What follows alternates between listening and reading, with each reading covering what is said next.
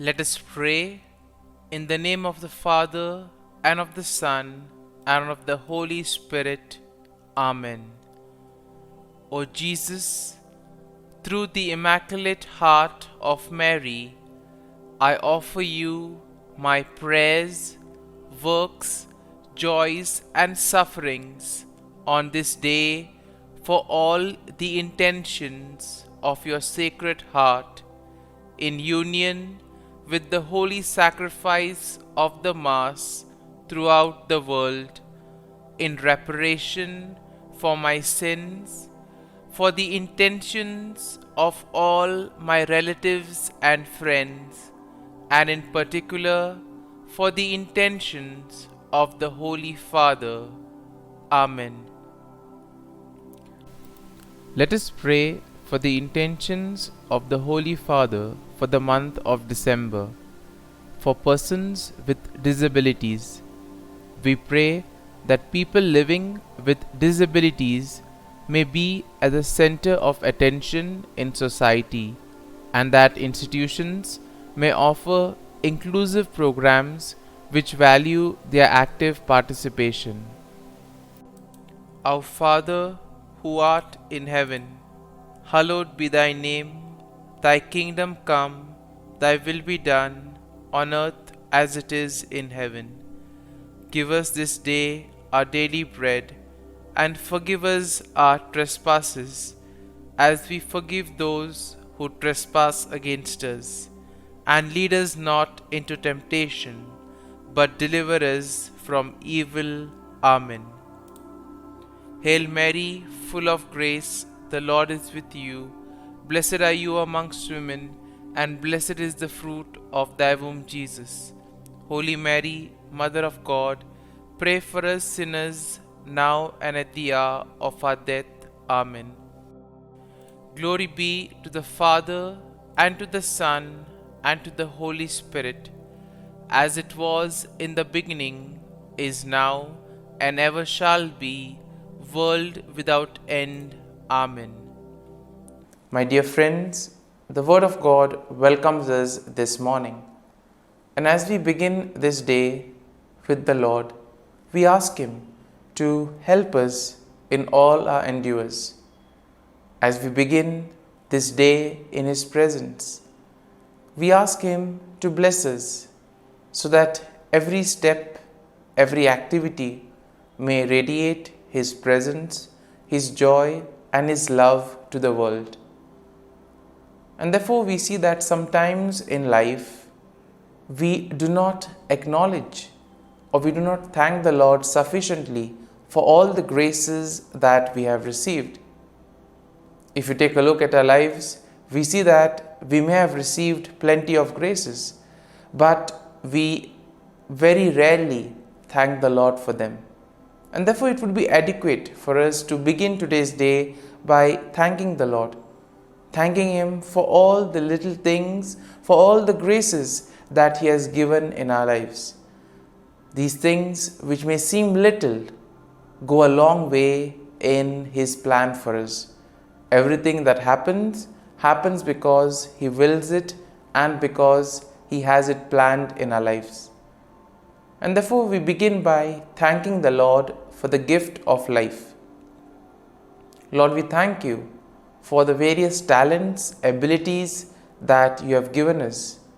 We thank you for making us different, unique.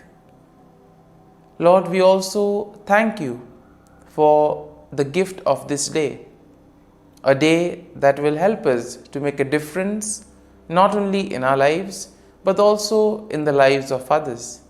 A day which may help us to complete something that was left incomplete or to do something in a different manner.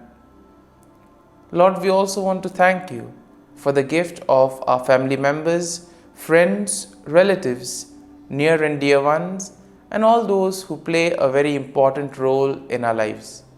All these individuals have indeed helped us in various ways. They have molded us and made us who we are. And therefore, Lord, we ask you that you shower your abundant blessings on them and help them in all their endeavors. Lord, we also thank you for all the opportunities that you have given us, opportunities to make a difference in the lives of others, or opportunities in order to showcase your gifts and thus help for the common good. Lord, we also thank you for the experiences that you have given us.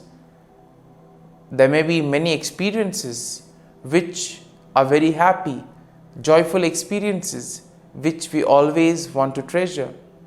But there also may be those experiences which may have been tough, difficult. Nonetheless, these have been learning experiences because these experiences have helped us learn a lot in life. And therefore, Lord, we thank you for giving us these experiences, for helping us become stronger individuals. And Lord, as we offer you this day, we ask you that you may give us all the graces that are necessary so that we may understand your plan in our lives and that we may be able to put into practice all the teachings, all the values that you have taught us. And now, my dear friends, let us reflect and meditate on Psalm 56. Now, as usual, we shall take a look at an overview of the psalm and then we shall go into the details of the psalm.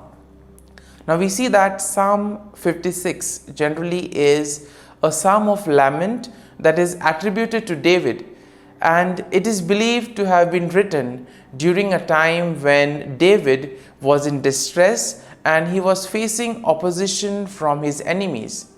Now, the psalm can be divided into three main sections. The first basically includes a plea for God's mercy and protection, and this is a theme that we will find in verses 1 to 4. Then as we move to verses 5 to 7, we see that there is a kind of a description of the actions and the intentions of David's enemies. And finally, in verses 8 to 13, we see a declaration of trust and praise in God. And therefore, in a way, we can see that this psalm also would help us, especially in times of our difficulties when we face a lot of challenges in life. Now, overall, we see that Psalm 56 will showcase David's plea for God's mercy and protection in the face of opposition. This psalm also highlights the trust that David had in God's faithfulness and power, despite the actions of his enemies. Now, the psalm also encourages us to trust in God's deliverance, and also it emphasizes the importance of praising and honoring God. This psalm, in a very particular manner, serves as a reminder that even in difficult moments, even in times of distress, God is a reliable source of refuge and strength. And having seen the overview of the psalm, let us go into the first section, that is verses 1 to 4. And here we see that in this first section of the psalm, David pleads for God's mercy and protection. We see that David acknowledges his vulnerability and he expresses his trust in God to deliver him. Now, in verses 1 to 2, David asks God to be merciful to him and to take note of his distress. And therefore, when we are also faced with problems in life, we can always turn to the Lord, who is ever willing to help us. In verses 3 to 4, we see that David describes his enemies and their actions. And here we see that he acknowledges that they are constantly opposing him and causing him a lot of trouble. However, we see that David also affirms his trust in God and declares that he will not be afraid. Now, when we move to the second section of the psalm, we see that this section will plainly focus on the actions and the intentions of David's enemies. Now, David describes their malicious intentions and their attempts to harm him. And therefore, in verses 5 to 6, we see that he highlights their twisted words and schemes. He portrays their schemes and actions as an attempt to trap him and to bring him down. But despite the enemy's schemes, despite the efforts of the enemies, we see that David remains resolute and expresses confidence that God will ultimately hold them accountable. And therefore, in our lives too, we may find ourselves in situations where we feel that nothing is happening. And it is in these moments where we actually need to place our faith and trust in the Lord. And therefore, David in this psalm gives us a perfect example of that. Now, the third section of this psalm shifts to a declaration of trust and praise in God. Now, here we see that David will express his faith in God's promises and he declares his unwavering trust in him. Now, in verses 8 to 9, we see that David affirms his belief that God is aware of his suffering and that he collects his tears. David also asserts his confidence that God is on his side and ultimately God will deliver him from his enemies. And therefore, as we read verses 10 to 11 of the psalm, we see that David declares his trust in God's word and his power, and therefore stating that he will not fear what mere mortals may do to him. He recognizes that his deliverance is ultimately in the hands of God. And therefore we see that the psalm will conclude in verses 12 to 13, where David expresses his gratitude and he vows to fulfill to God what he has promised. And therefore he acknowledges that God has rescued him from death and therefore God has preserved his life. And he commits to praising God and walking in his presence. My dear friends, as we have reflected on the psalm, let us now close our eyes at this morning hour and let us thank the Lord. Let us praise the Lord. Let us glorify the Lord. Loving Father, you have given us this time in the morning. You have been gracious to us. You have given us your Son, our Lord Jesus Christ, who has cleansed us from our sins. He has taken away all our sins and He has given us new life. Lord, as you have given us the Holy Spirit, we ask you, Lord, to bless us and to protect us. And therefore, Lord, for all the blessings that you have given us, all the graces that you have bestowed on us, we thank you, we praise you, and we glorify you. You have protected us all through the night, and you have given us the gift of this day. You have given us good health of mind and body. And therefore, Lord, at this morning hour, we thank you and we praise you. For your great love and mercy, O Lord, we praise you, we thank you, we glorify you. You are a merciful God. You are always there to watch over us at every step of the way. And therefore, Lord, we ask you that whatever actions we may do today, whatever steps we may take, be with us, guide us all along the way, so that whatever we may do, it may be according to your will, according to your plan, and ultimately that you may lead us to fulfill your mission.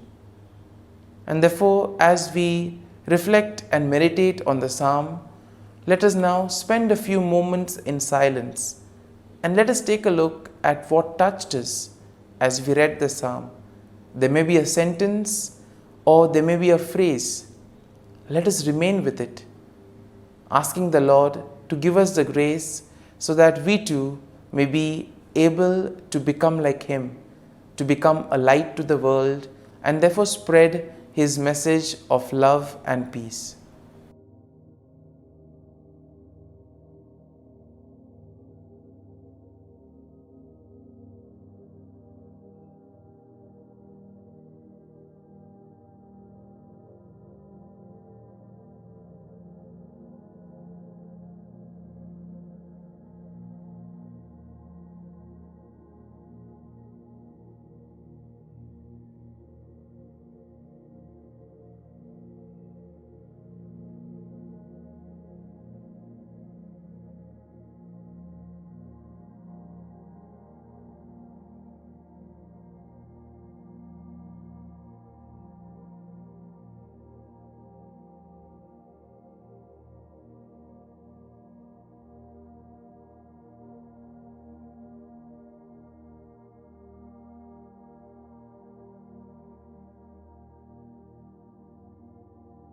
Prayer to Saint Michael the Archangel for protection. Saint Michael the Archangel, defend us in battle. Be our defense against the wickedness and snares of the devil. May God rebuke him, we humbly pray. And do thou, O Prince of the heavenly hosts, by the power of God, thrust into hell Satan and all the evil spirits who prowl about the world, seeking the ruin of souls. Amen. Act of Adoration. O Sacrament most holy, O Sacrament divine, all praise and all thanksgiving be every moment thine. Saint Gertrude Prayer for souls in purgatory. Eternal Father, I offer Thee the most precious blood of Thy divine Son, Jesus, in union with the masses said throughout the world today, for all the holy souls in purgatory, for sinners everywhere, for sinners in the universal church, those in my own home and within my family. Amen. May the divine assistance remain always with us, and may the souls of the faithful departed through the mercy of God rest in peace. Amen. Glory be to the Father, and to the Son, and to the Holy Spirit, as it was in the beginning, is now, and ever shall be, world without end. Amen.